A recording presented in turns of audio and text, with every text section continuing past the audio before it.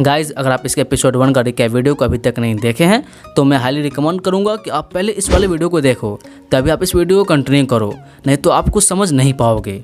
और आपको एपिसोड 1 के रिकैप वीडियो का लिंक डिस्क्रिप्शन या फिर यहाँ आई बटन पर मिल जाएगा, तो आप देख सकते हो।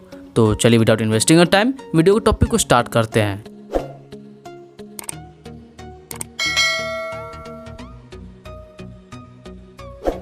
तो एपिसोड 2 के शुरुआत के समय में दिखाई देता है बोस्टन 2145।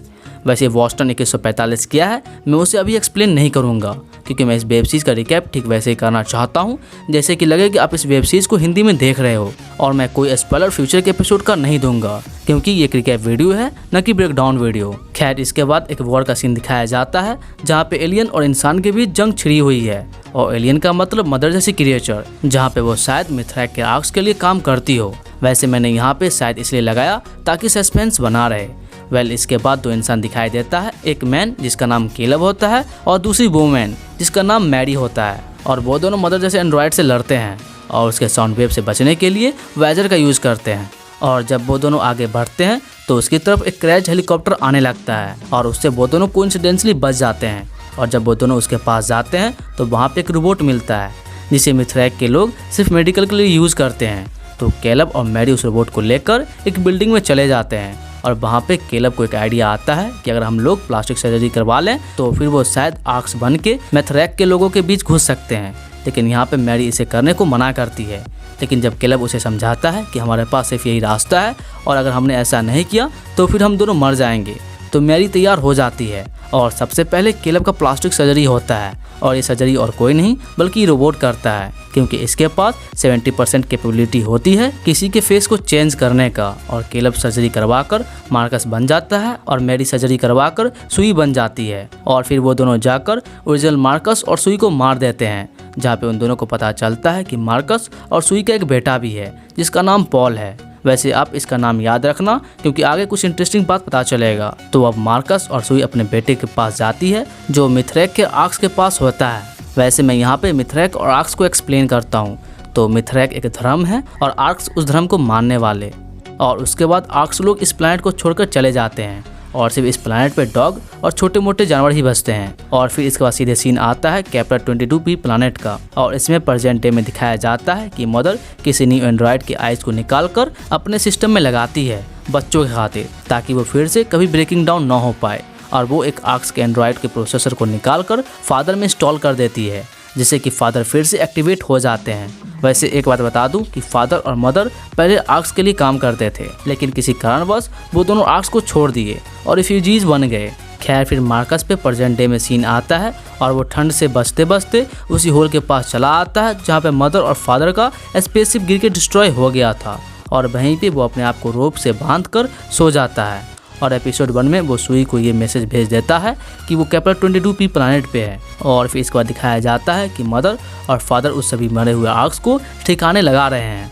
और वहाँ पे फादर और मदर के बीच थोड़ी कन्वर्जेशन होती है और मदर वहाँ पे ये बात बताती है कि उसका सिस्टम बिना उसके ओरिजिनल आइज के वेपनाइज नहीं हो सकता और वो उसे छुपा कर रखे हुई है। इसके बाद फादर कैंपियन से मिलने जाते हैं और फादर कैंपियन को अकेले में लाकर ये बात बता देते हैं कि मदर और उसकी फाइट हुई थी, जिसमें मदर ने उसे शट डाउन कर दिया था। और कैंपियन ये बात सुनकर मदर को और हेट करने लगती है, क्योंकि वो पहले ही मदर का वो रूप देख चुकी है। और जब वो दोनों बात कर ही रहे थे कि मदर भी वहाँ चली आती है और फिर मदर और कैंपियन के बीच थोड़ी सी बात होती है, लेकिन वो बात उतना इम्पोर्टेंट नहीं है क्योंकि बस फैमिली ड्रामा ही होता है। खैर, इसके बाद मदर सभी बच्चों का इंट्रोडक्शन देती है और सभी बच्चों का नाम बताती है। और उन सभी बच्चों का नाम वीटा, हॉली, टेम्पेस्ट, हंटर, पॉल और कैंपियन है। वैसे पॉल आपको याद ही होगा कि ये कौन है। जी हाँ, मार्कस और सुई का बेटा। और फिर इसके बाद मदर सबको बताती है कि वो और फादर मिलकर आप लोग का ध्यान रखेंगे और यहाँ इस प्लैनेट पे कोई रिलीजन नहीं है, तो इसलिए आपको बिना प्रे करके ही खाना खाना होगा। और वो सब अपना आर्क्स का लॉकेट उतार कर खाना खाने लगते हैं। और इसके बाद मदर अपने उसी हाईटेक रूम में जाती है जिसे वो एपिसोड 1 में क्रिएट की थी और वो वहाँ पे अपने पुराने बच्चों की याद करने लगती है। और वहीं पे फादर भी आ जाते हैं और बोलते हैं क्या तुम्हारा आई सिक्योर्ड है। और फिर इसके बाद इन दोनों के बीच थोड़ी सी बातचीत होती है और मदर उसको बोलती है क्या मैं तुम पे ट्रस्ट कर सकती हूँ और क्या तुम उस चीज़ का रिस्पेक्ट करोगे जो मेरा है। तो फिर इसके बाद मदर उसे अपना आइज दिखाती है जिसे वो उसी रूम के नीचे छुपा कर रखी हुई थी। और फिर इसके बाद सीन आता है कैंपियन पे, जहाँ पे फादर भी आते हैं और वहाँ पे कैंपियन क्वेश्चन पूछने लगता है कि क्या मदर ने अपने आइज को डिस्ट्रॉय किया और क्या वो नेक्रोमेंसर है। लेकिन फादर उसे समझाते हैं कि वो दोनों उसका केयर करेंगे और कैंपियन को उसी बच्चों के साथ घुलने मिलने के लिए भेज देते हैं। और वो न्यू बच्चे को मदर या फादर कुछ खास पसंद नहीं आते और वो प्रे भी करते हैं। खैर जब कैंपियन उनसे बच्चे के पास जाता है तो पॉल उसे एक माउस देता है और कैंपियन वो माउस रख लेता है। लेकिन जब मदर को यह पता चलता है कि कैंपियन के पास एक माउस है तो वो उसे वापस करने को कहती है और फोर्सफुली कैंपियन उसे माउस वापस कर देता है। और फिर कुछ स्टोरी गेनर सीन आता है जहाँ पे कैंपियन सभी बच्चे को फूड के बारे में बताता है।